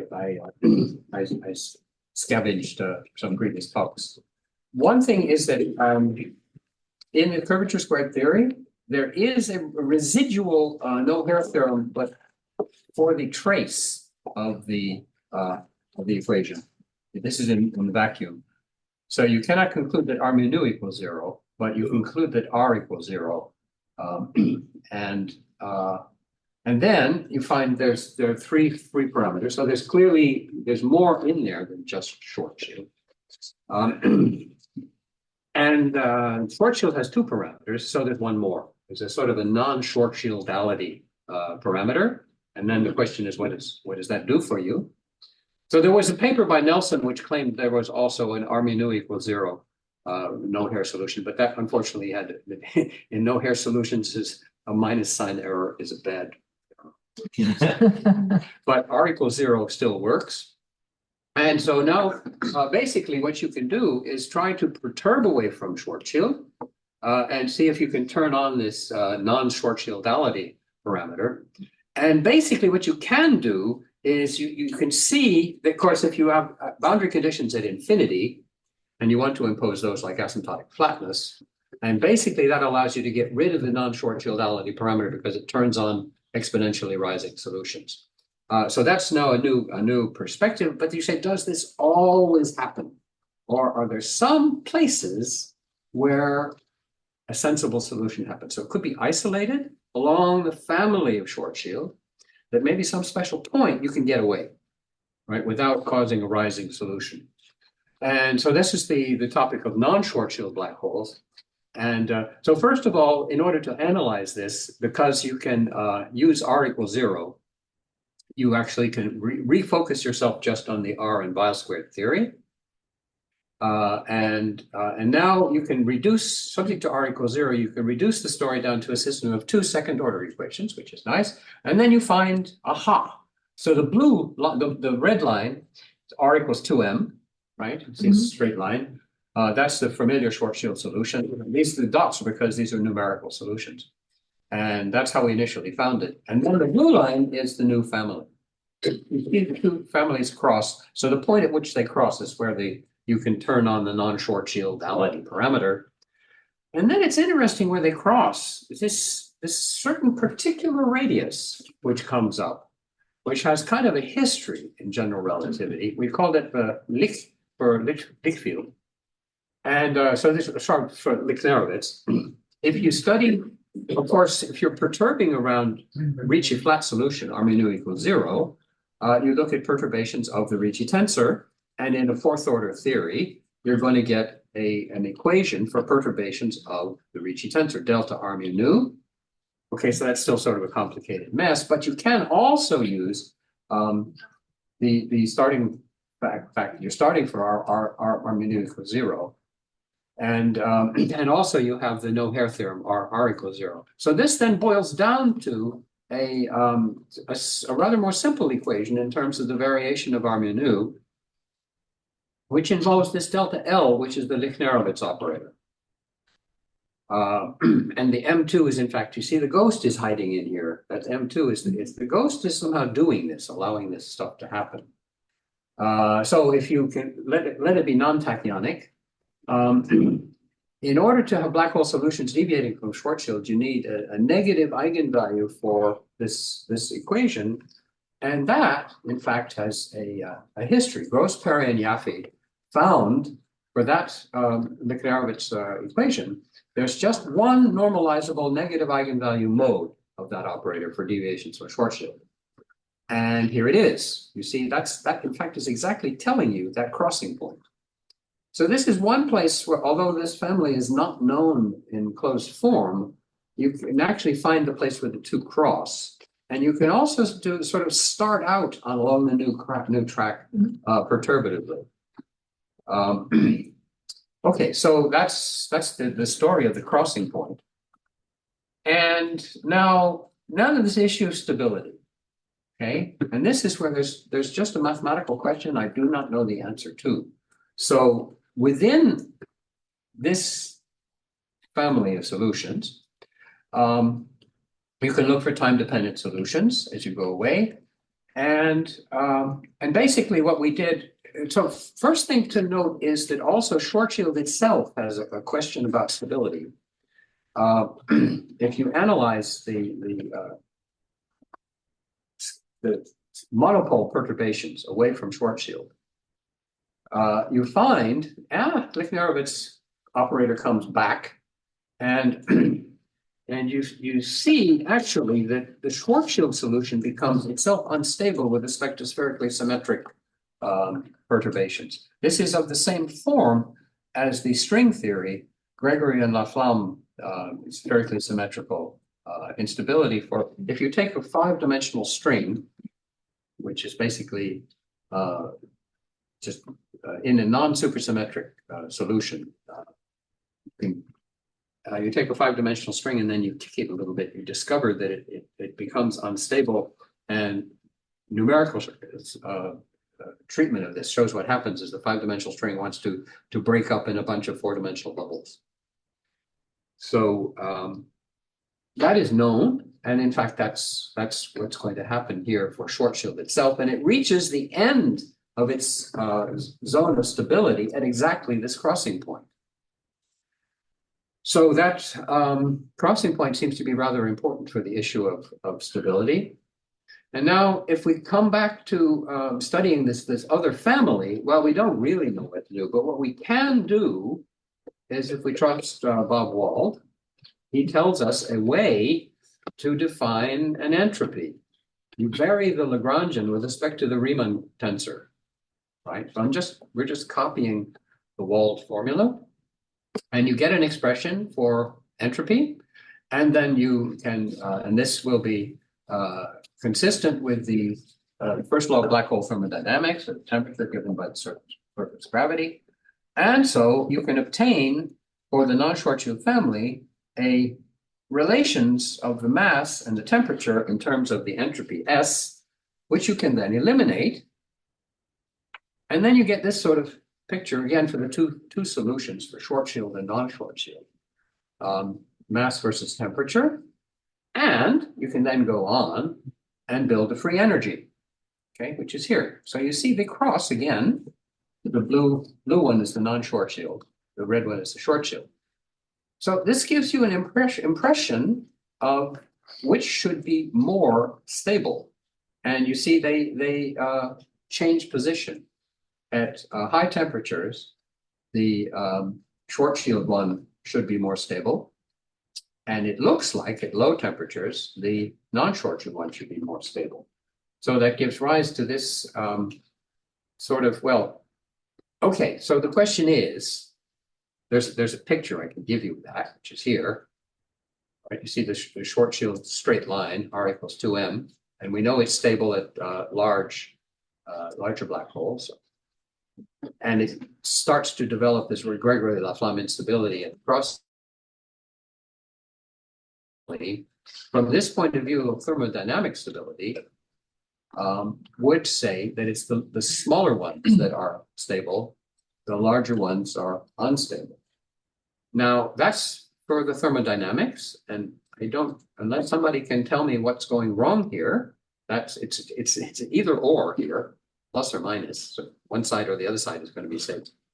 Now, if we go back, now this becomes fancy, right? There's the claims that in all theories, including higher derivative theories, there's a relationship between thermodynamic and dynamical instabilities. I think this started with Gupser and Mitra, and also it's been proved, as far as I understand, in the context of axisymmetric black holes by Hollins and Wald, so that you should not be able to have a dynamically stable solution that is thermodynamically unstable. Now, the problem is that not everybody agrees with the result. So Aaron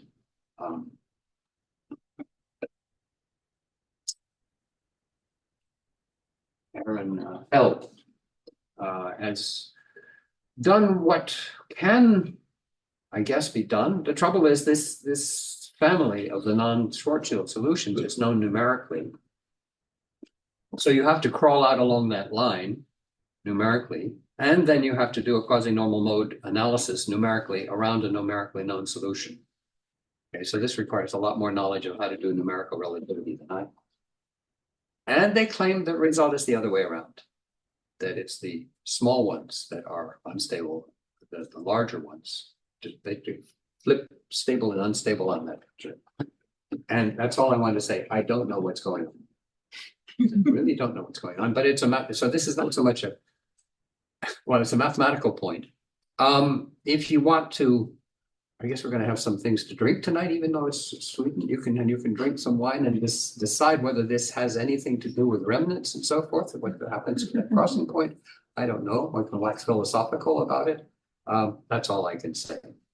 But there is a question here about what is going on in terms of stability. And this was purely spherically symmetric stability questions. You can look at non-spherically symmetric perturbations and also Hawking radiation also for other questions. But there's an issue here that needs to be answered. And so that was my comments on the non-Schwarzschild family. And of course, maybe one attitude is do asymptotic safety and try to get rid of the whole thing. But so I wanted to make a comment even before you say what are we going to do with all of these solutions? I mean, I guess that in general in quantum gravity there won't be only one alternative to the classical AGR black holes, but there can be regular black holes, so there can be wormholes. I mean, that's kind of correspondence principle, right? whatever it is. Many regular black holes might be the same structure but different metric. Exactly. The general structure is going to be the same, but the metric can be completely. Yes, exactly. And I mean, it is true that the question then is, do you physically form them? But I think that answering the question by computing the gravitational collapse and see if a solution is an endpoint is insanely difficult and probably impossible to do in general. But at least from a quantum theory perspective, or whenever you can write down a path integral over field configurations, it is already a hint to see what is the weight for a given black hole configuration, because some could be suppressed and then it is unlikely that they are formed by a dynamical process, and the others can be announced. So perhaps a better way to answer the question is to look at the path integral, and for that one needs to know the Bayer action. So for instance, in quadratic gravity, this is something that one could in principle look at, since I mean the Bayer action is quadratic, and at least close to or equal to 0, the solutions are completely classified. For instance, in what you say, it would depend very much on what is this kind of modified gravity you want to take. So Yes. it cannot be a generic answer. It is not So a generic that's answer, I the believe. question that becomes very much model dependent. Yes, what you can form, yes, but I'm making the point because there was the question by Shravan, but maybe not all solutions are relevant because some are not dynamically formed. But in principle, I mean, if you want to have a quantum gravity agnostic approach, the best way is what also Stefano says, just to explore all the possibilities that we have. Also because they are not many.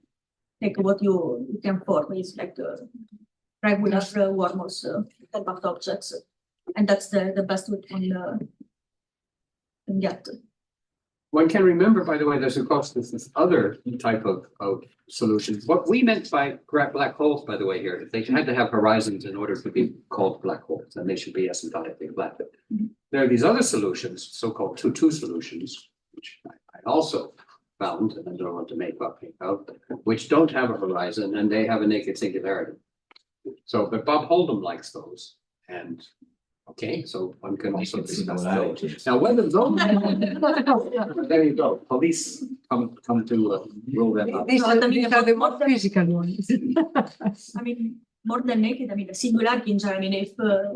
I mean, one of the reasons why we are looking for a theory of quantum gravity is resolving singularities. So if your theory cannot resolve singularities, would you go to the other extreme, so that if you have something with the next singularity, that could be a pathology, and you disregard the whole class of theories that give you that? That could be another. Good theory can have a non-physical solution. You don't rule out the whole theory, maybe because you put the odd initial condition and garbage in, garbage out.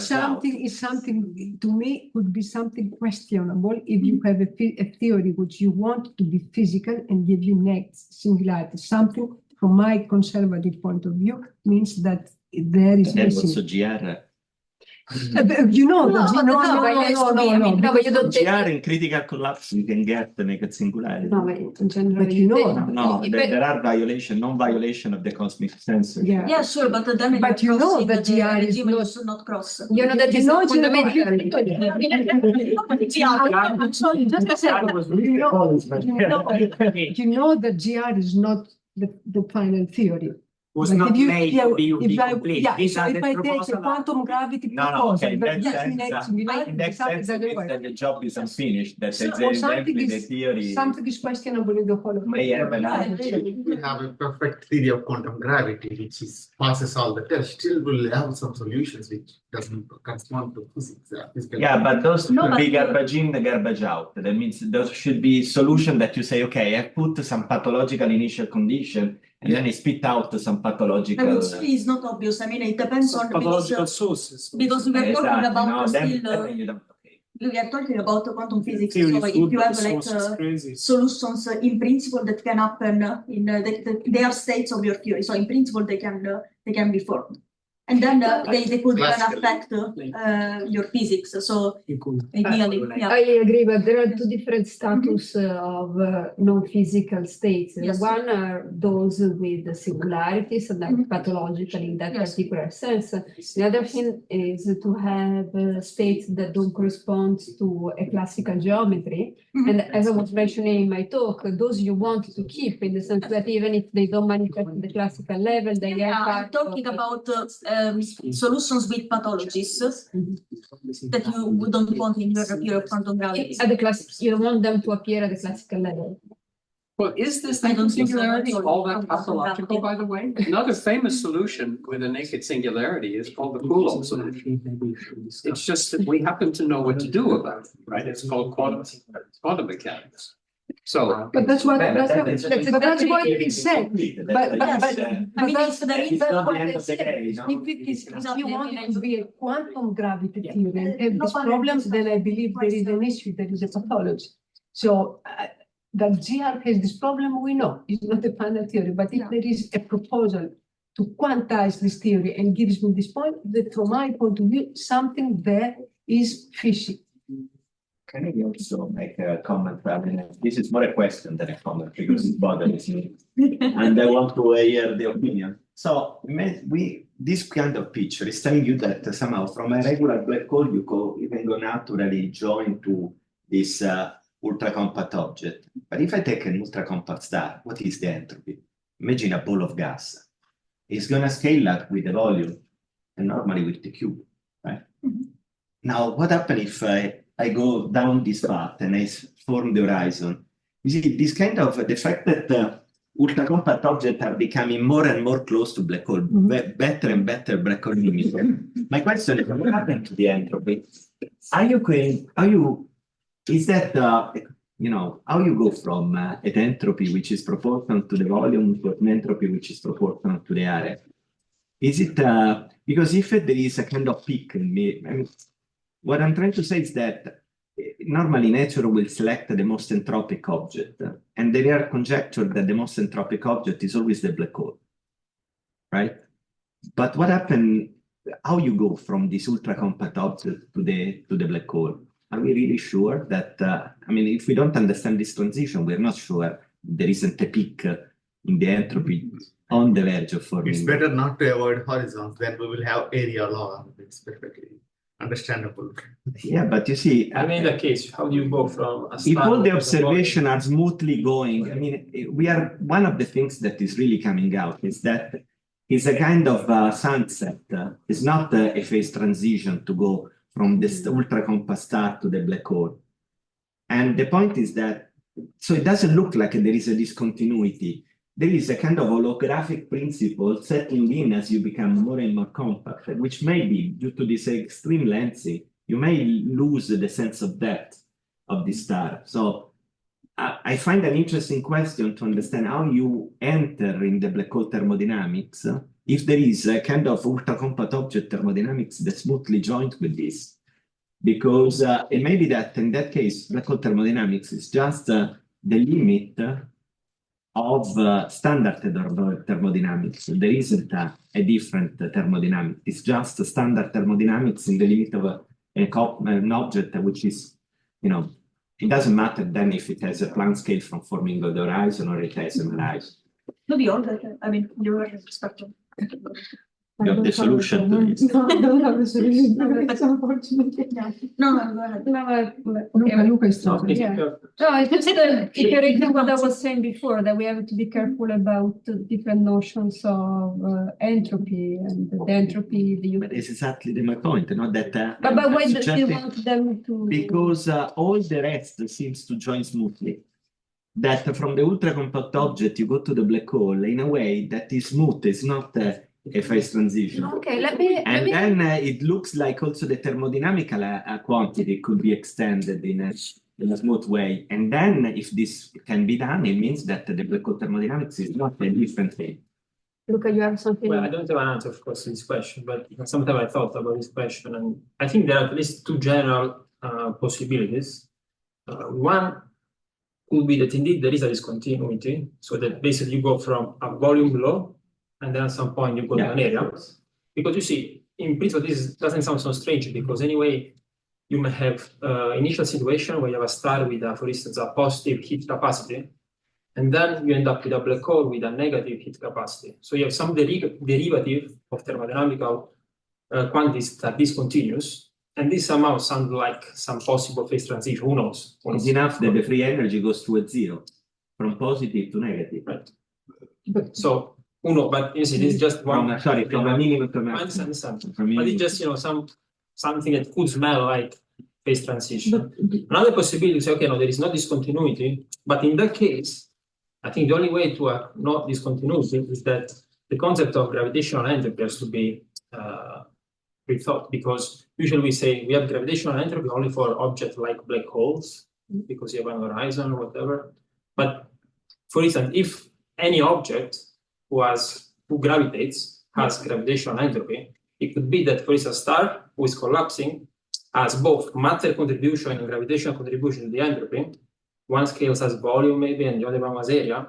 It could be that when the collapse happens and you form a black hole, the area contribution dominates over the volume, and that's why there is no discontinuity. Yeah, and actually, with your previous student Francesco, we thought out about the things, total balance would be the same. Yeah, basically you have two contributions to the entropy, one, and the gravitation is always area-like, but simply becomes dominant at the transition from ultra-compact object to black hole. I mean, in that case, in a certain sense, it will be smooth, but not because the volume term becomes an area term. But the time is always constant. The sum of the two contributions. No, the area can grow. The total area can still and grow. The other became smaller. It's just that the area dominates at some point over the volume. Francesca wanted to come. Okay. Yeah, and I mean, it's a mixture, mixing. So first of all, I like a lot. Thank you for this comment. It's very interesting. I would like to explore it more. I just wanted to add to this a possible perspective, that is the fact that in gravity with the Hall's term, that is the basics of what we do for doing loop quantum gravity. There's been developments just to define the entropy in general, not just for black holes, but always in presence of some preferred surface. And this preferred surface could be just the light cones. So every observer in the universe has a light cone, moving through some geodetics and possibly accelerating. So you use the light cone as your preferred surface over which you trace over, because to define an entropy, you always have some degrees of freedom over which you trace. And you get just the entropy being proportional to the area. So you can get No, but I disagree, because you are mixing two entropy. There is the thermodynamic entropy. Beckstein-Hawking is one thing. Entanglement entropy is another. The one you're talking about is basically entanglement. Entanglement entropy, yes. And the entanglement entropy, for example, renormalize the Beckstein-Hawking entropy. No, that if in a GR you can show that the renormalization it always diverges one over L square, and it diverges in such a way that it's always renormalizing G Newton. Yeah. So they renormalize the Beckstein-Hawking entropy, and that's good because this way you don't have a species problem. But anyway, the two concepts a priori are separated. That you can talk completely classically alla Walter. Basically, thermodynamical entropy for me is the Walter entropy. Yes. And that is the generalization of the Beckstein-Hawking and appears in a first law. The entropy you're talking about is the entanglement entropy. In fact, you say I trace. When you say I trace, what you're doing is that you are saying there is a causally disconnected region. I trace over this degree. Basically, that is entanglement. Yeah, but I'm pretty sure that so you can work at the classical level without mentioning what you trace over that. No, okay, yeah. I'm mixing. You are right that I was mixing languages, but this is just because there are results that you can work out even before performing the full quantization, and then. Yeah, that's because you are saying that the vacuum in that case is bipartite, and you trace whatever is outside your light. But that is slightly different as a concept. I'm not referring to that. No, but this is even before, because the certain. So what you use is actually the simplicity constraints that comes from having the Holtz term, basically. So the original derivation, so the starting point of all these works was something that Alejandro Perez did, in which he was simply studying an observer staying at a given distance from the horizon. And in order to keep the distance, this observer has to accelerate, of course. So the idea is that let's throw a rock on the inside the black hole. So you change the energy of the black hole, and equivalently you change the accelerations that the observer needs to keep. And it's the relation between the two, because of the fact that on one side you have a variation of the energy, on the other side you have a variation of the acceleration, namely you have a boost that connects in this framework to area. So that's see, the problem is you get something proportional to the area, but the entropy that enters in the first law for any theory of gravity is always the world entropy, which is only for GR is proportional to the and scalar tensor theory is proportional to the area. If you have another Rayet curvature theory, you don't have proportionality to the area. Gauss-Bonnet gravity, for example, doesn't have proportionality to the area. So I'm referring to that because it's that one that enters in the first law of thermodynamics. I'm confused. Why you want it? Okay.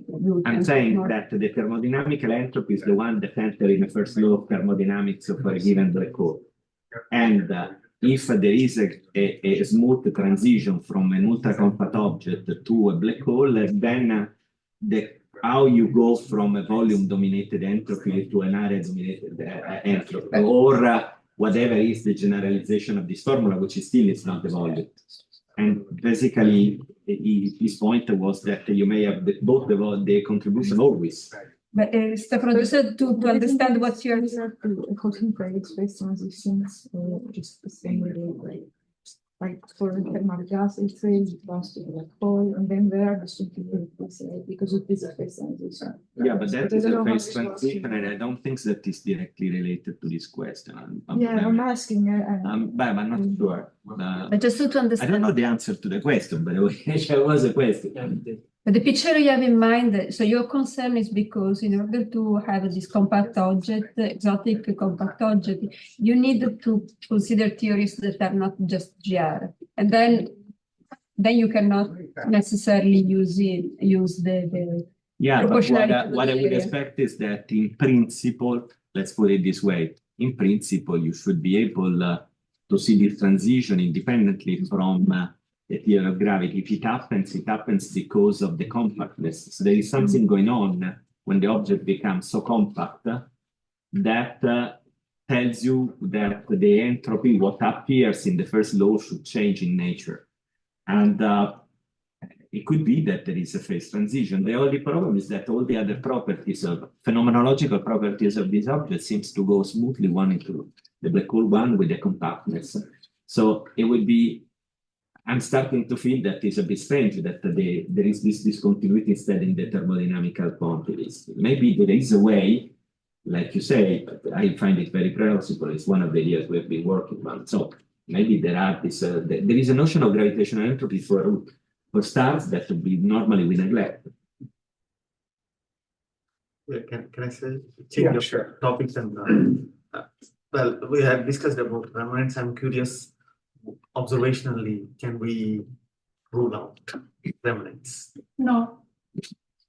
Okay, then remnants is not a good guess. Then I mean, we should be able to propose a way to observe some way, because otherwise there are theoretical arguments against remnants. Yeah.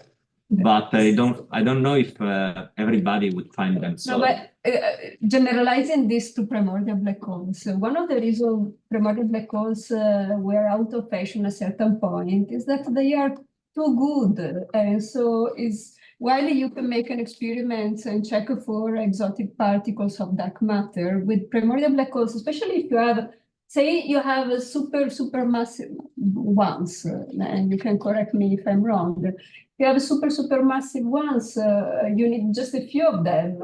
Of course, you have to be careful because they should not disrupt the dynamic of galaxy and so on. But so if you have a distribution of masses for primordial black holes, and you have the contribution of very massive ones, well, okay, it's very difficult to rule out. So people just turn into other things, and we are in a similar situation with remnants, in the sense that these are just Planckian particles that are basically the perfect dark matter. So the only way in which you can really rule them out is by constraining the cosmological models in which they may appear. And there, yeah, you constrain more and more, but we are creative, so we can create new ones.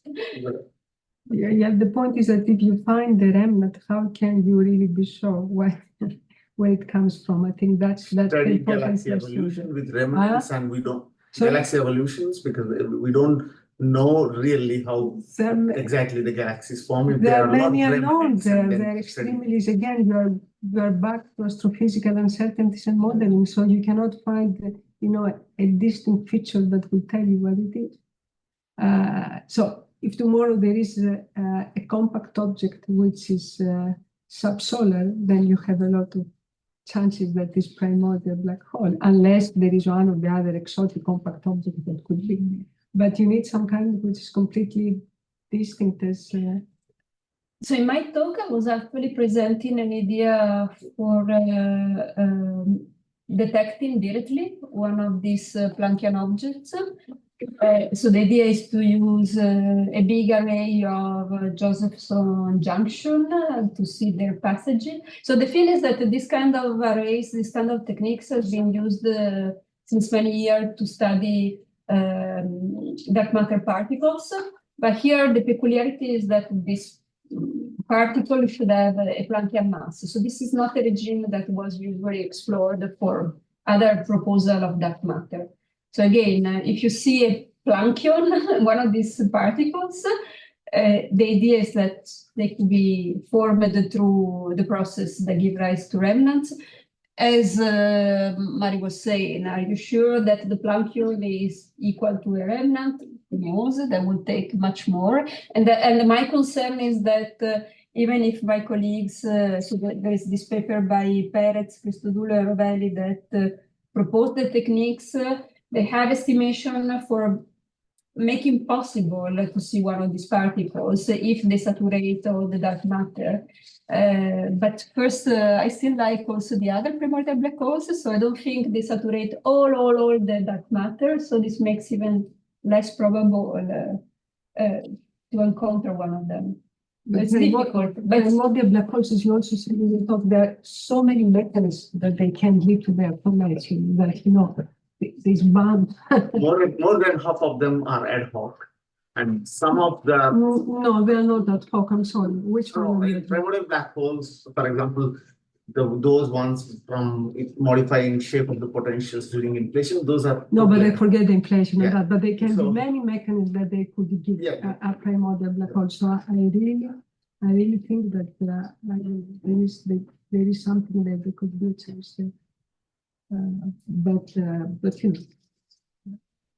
Well, the fact that dark matter nowadays there is this growing evidence that cold dark matter is not doing very well at sufficiently small scale. So how that fits with the primordial black hole picture? It could, as a matter of fact, we have done a paper like a year ago in order to see how the merger rate is going to change if you don't have cold dark matter, but you have interacting matter.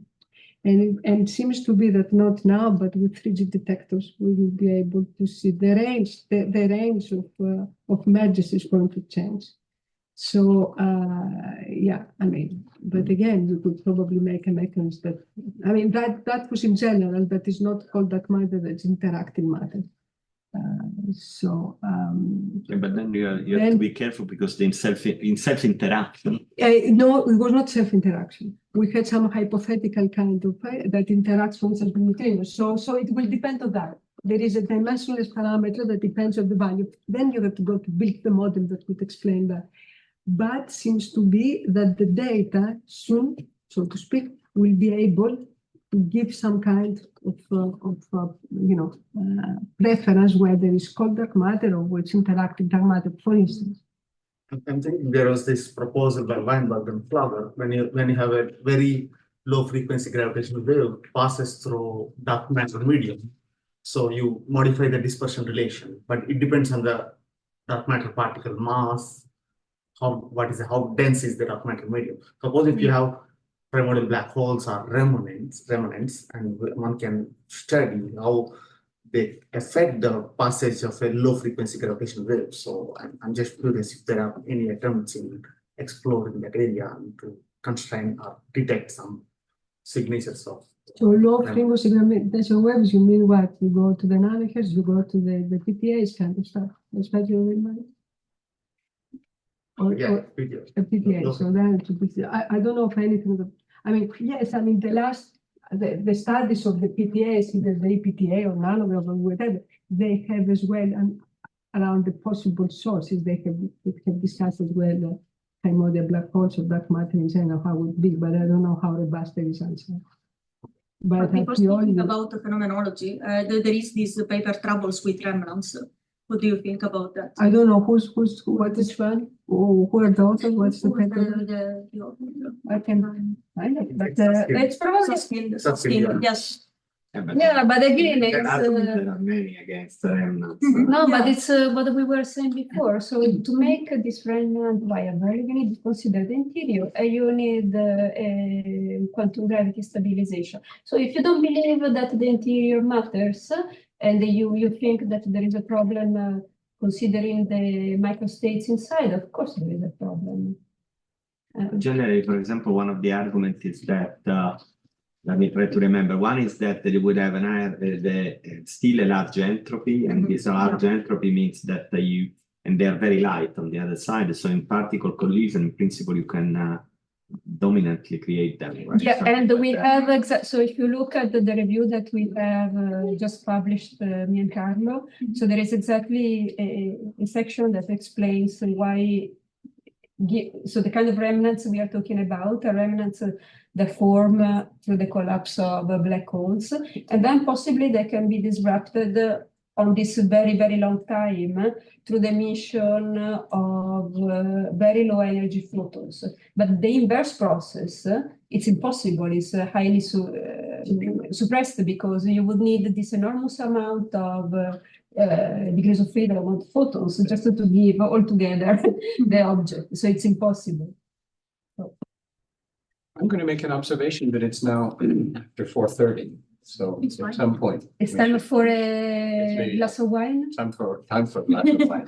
And then we'll tell you which of the two is correct. That's what we really want to know. Let's thank our panel.